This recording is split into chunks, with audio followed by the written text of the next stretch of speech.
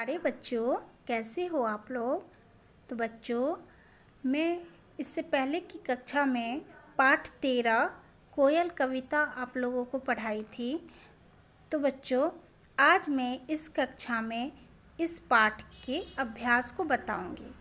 तो बच्चों, आप लोग अपने हिंदी की पुस्तक को निकालिए और पृष्ठ संख्या 89 में कुछ शब्दार्थ दिए गए हुए हैं। तो पहले हम लोग उस शब्दार्थ को पढ़ेंगे और उसके बाद अभ्यास को देखेंगे। ठीक है बच्चों। तो शब्दार्थ में सबसे पहले मेघ। मेघ का अर्थ होता है बादल। डाल, डाल का अर्थ होता है डाली, पेड़ की जो डाली होती है। संदेशा, संदेशा का अर्थ होता है खबर, मैसेज जिसे हम लोग बोलते हैं। तो बहुत कम शब्दार्थ दिए गए हुए हैं, बस 3 ही शब्दार्थ दिए गए हुए हैं। तो बच्चों, इसे आप लोग याद कीजिए, ठीक है, और अपने अभ्यास पुस्तिका में लिखिए। ठीक है बच्चों। अब हम लोग सही उत्तर पर ठीक का चिन्ह लगाइए पे आते हैं। तो यहाँ कुछ प्रश्न दिए गए हुए हैं। तो प्रश्न में कोयल का रंग कैसा होता है। यहाँ 3 विकल्प है, काला, हरा, नीला। तो हमारा सही उत्तर है काला।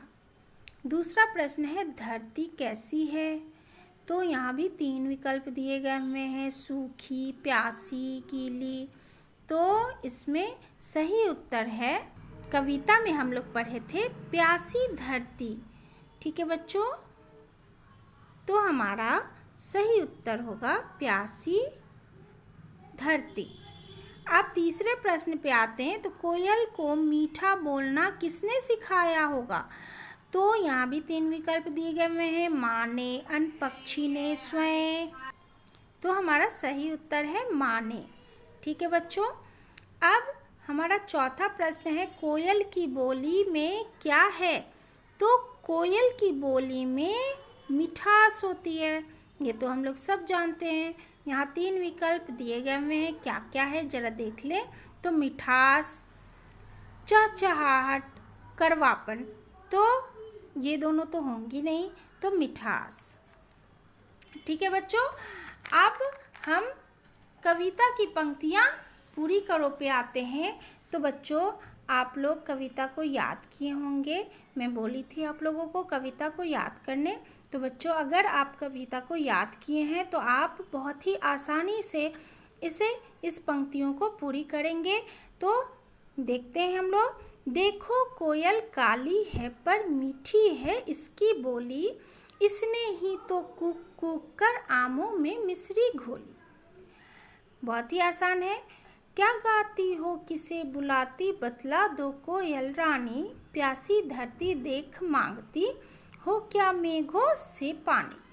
तो इस तरह से बच्चों आप लोग सही तरह से आप पंक्तियों को पूरी करेंगे। अब हम लोग भाषा की बात पे आते हैं, व्याकरण की बात पे आते हैं। तो पक्षियों का रंगों के नाम लिखने हैं। तो बहुत ही आसान है। कोयल, कोयल कैसा होता है। तो कोयल काला होता है। मोर कैसा होता है। तो मोर रंग बिरंगा होता है। तोता कैसा होता है। तो हरा होता है। ठीक है। ये शब्द विशेषण कहलाते हैं, क्योंकि उनकी विशेषता हम बता रहे हैं कि कोयल कैसा है। तो कोयल की यहाँ विशेषता बताई जा रही है कि कोयल काला है। मोर की यहाँ विशेषता बताई जा रही है कि मोर रंग बिरंगा है। तोता की यहाँ विशेषता बताई जा रही है कि तोता हरा है। अब हम नए शब्द बनाओ पे आते हैं। तो मीठा, मीठा से हम नए नए शब्द बनाएंगे, जैसे कि मिठास है, मिठाई है। तो इसी तरह से हम लोग नए शब्द को बनाएंगे। तो यहाँ नमक है, तो नमक से भी हम 2 शब्द नए बनाएंगे। तो क्या बनाएंगे, नमकीन और नमकदान। ठीक है। खट्टा, तो खट्टा से हम बोल सकते हैं खटास या खटापन। ठीक है। तो इस तरह से हम लोग नए शब्द को बनाएंगे। अगर आपको और भी कुछ आ रहा होगा तो आप लिख सकते हैं, लेकिन सही होना चाहिए। ठीक है। अब तीसरे प्रश्न पे आते हैं, लिंग बदलो। तो लिंग बदलना, हम लिंग, कितने प्रकार के लिंग होते हैं, स्त्रीलिंग और पुल्लिंग, 2 प्रकार के होते हैं।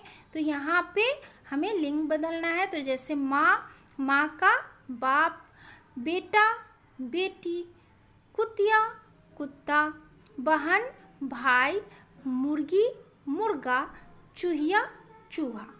तो इस तरह से हम लोग लिंग बदलेंगे। ठीक है बच्चों, स्त्रीलिंग से पुल्लिंग में और पुल्लिंग से स्त्रीलिंग में, इस तरह से लिंग बदलेंगे। ठीक है, अब हम दूसरे पृष्ठ पे आते हैं। तो प्रश्नवाचक वाक्य बनाओ। तो प्रश्नवाचक वाक्य क्या होता है? जो हम प्रश्न करते हैं, किसी भी वाक्य में जब हम प्रश्न करते हैं, ठीक है, तो उसे प्रश्नवाचक कहते हैं। तो जैसे यहाँ उदाहरण दी गई हुई है, कोयल गाती है। ठीक है, तो उसी को हम जो प्रश्न करेंगे किसी से तो क्या बोलेंगे? कोयल क्या गाती है? और यहाँ प्रश्नवाचक चिन्ह लगेगा। ठीक है, तो क में देखिए कि मैं पढ़ता हूँ, यह एक वाक्य है। और वाक्य में जब हम इसी वाक्य को जब हम प्रश्न करेंगे तो क्या लिखेंगे? मैं क्या पढ़ता हूँ। ठीक है, और यहाँ प्रश्नवाचक चिन्ह देंगे। ठीक है, ख में हम देखते हैं कि वह खाता है। तो वह क्या खाता है? जब हम प्रश्न करेंगे किसी से तो हम क्या बोलेंगे? वह क्या खाता है। ठीक है, इस तरह से हम लोग इससे भी बनाएंगे। ठीक है, उदाहरण देखकर सही सही आपको भरनी है। ठीक है, अब मूल्य परक प्रश्न पे आते हैं। तो क्या आपको कोयल